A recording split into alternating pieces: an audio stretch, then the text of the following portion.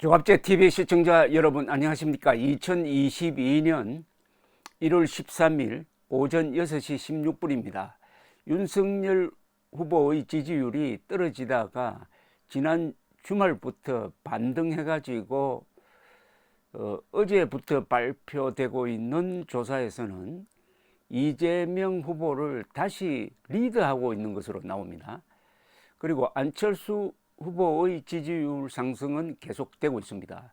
그러면은 윤석열, 안철수 동반 상승에 이재명 떨어지고 아주 이상한 지금 조합으로 가고 있습니다.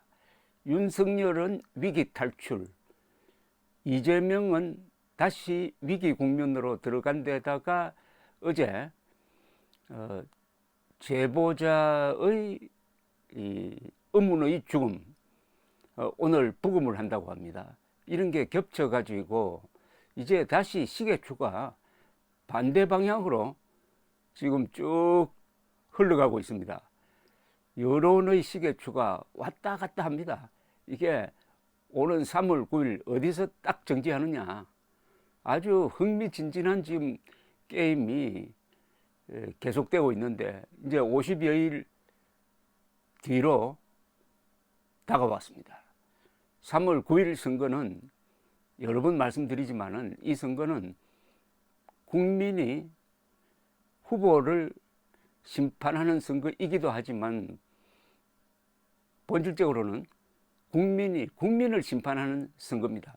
우리 국민이 어떤 수준이냐, 우리 국민의 수준에 맞는 후보를 뽑게 될 것입니다. 윤석열 후보를 뽑으면은 우리 국민이 윤석열 후보 수준이 되는 것이고, 이재명 후보를 뽑으면은 우리는 이재명 수준의 국민이 되는 것입니다. 최근 조사 간밤에 공개된 조사 하나 소개해 드리겠습니다. 한길 리서치와 쿠키뉴스가 함께 조사한 여론조사입니다. 차기 대선 후보 조사에서 윤석열 38%, 이재명 35.3%, 그 차이는 2.7%포인트, 2.7%포인트로 윤석열 후보가 이기고 안철수 후보의 지지율은 11%였습니다. 그 뒤로 허경영 국가혁명당 후보 3.2, 심상정 정의당 후보 2.2%입니다. 직전조사, 그러니까 12월 25일에서 27일 사이, 약 2주 전입니다. 2주 전 조사에 비해서 윤석열 후보는 올랐습니다. 34.9에서 38%로 올랐습니다. 그러니까 약 3%포인트 올랐습니다. 반면에 이재명 후보는 42.4에서 35.4로 아주 크게 떨어졌습니다. 안철수 후보는 5%에서 11%로 크게 올랐습니다. 그래서 윤석열 38, 이재명 35.3입니다. 이 리얼미터 YTN이 어제 발표한 차기 대선 후보 조사에서도 같은 현상이 나타났어요. 윤석열 39.2, 이재명 36.9, 그 차이는 2.3%포인트로 윤석열 후보가 다시 역전해서 이기고 있는 것으로 나와 있습니다. 안철수 후보는 무려 8%포인트나 2주 전에 비해서 상승해가지고 12.2%, 심상정 3%, 김동연 1.1%입니다. 자, 이 조사를 기초로 해가지고 왜 그러면은 이렇게 분위기가 바뀌었느냐 하는 걸 보면은, 첫째, 윤석열 후보가 자구 노력을 했습니다. 김종인의 그늘에서 벗어났습니다. 상황 김종인의 그늘에서 벗어나고 김종인과 함께 자신을 협공하던 이준석 대표를 껴안는, 포용하는 또는 용서하는 모습을 보여주었습니다.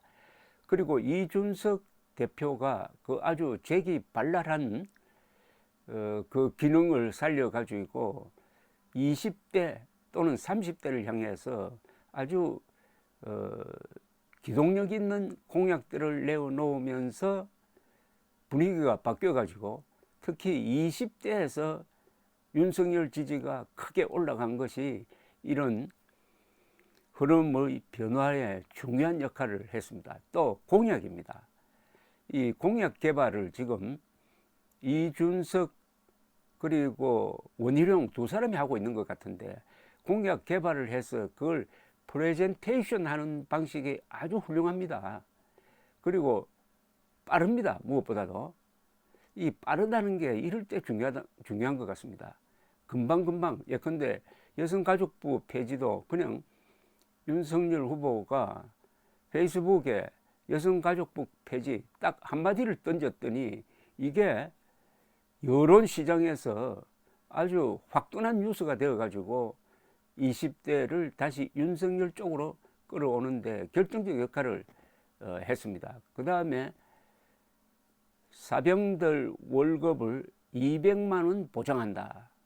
이게 아주 파격적이면서도 좀 무리한 공약 같았는데 그 논리가 아주 좋았습니다. 군인이 최저임금은 보장받아야 되는 것 아니냐. 나라를 지키는 분들을 그동안 우리가 소홀히 했다. 이렇게 되니까 예산이 2조에서 5조로 늘어가는데도 그 늘어가는 예산은 의미가 있다. 이렇게 보수층 사람이라면 국가 예산을 아끼려는 사람들인데 그런 사람들에게도 먹히는 거예요. 또 출산 가정에 100만 원씩 1년간 지급하겠다 하는 것도 뚜렷한 목표를 갖고 있습니다. 출산율을 높이겠다. 그 다음에 임대인, 임차인 국가가 이 임대료를 3분해 가지고 서로 나누어서 부담을 분산시키면서 이 경제 위기에서 고생하는 사람들을 돕겠다 하는 것도 목표가 아주 임대인, 임차인으로 딱 한정되어 있습니다. 이런 게 바로 맞춤형 공약이죠. 반면에 이재명 후보는 아주 거창하게 대한민국을 발전시키겠다는 식으로 수치를 쭉 나열하는 그런 약간 공허한 공약을 보여주니까 공허한 공약과 실천 가능한 공약 그리고 뚜렷한 타겟층이 있는 공약과 일반 국민 전체를 상대로 한 공약에서 저는 윤석열 후보가 공약 경쟁에서도 이겼다는 생각을 하게 되었습니다. 또 하나 특이한 것은 안철수, 윤석열 후보 두 사람의 동반 상승입니다. 그리고 이재명 후보는 40%를 넘지 못하고 있습니다. 그러니까 딱 갇혀 있습니다. 그 40%가 문재인 지지율이기도 하고 정권 유지론이기도 합니다. 그럼 나머지 60% 정권 교체론 이렇게 6대4로 여론 구도가 쫙 갈렸습니다. 6대4로. 다만 6이 갈라지면 지는 거죠. 그러니까 이제 단일화, 안철수, 윤석열 단일화를 하면은 역선택이 상당히 들어갔다고 저는 봅니다만은 안철수가 윤석열보다 조금 유리한 국면에 있는 것처럼 현재로는 보입니다. 그러나 이것도 앞으로 윤석열 지지율이 오르면은 안철수 지지율이 다시 빠져가지고 윤석열 쪽으로 갈 가능성을 배제할 수가 없습니다. 이렇게 선거판이 유동적으로 바뀌었지만은 확실한 것은 윤석열 위기 탈출, 이재명 위기 진입 국면입니다. 감사합니다.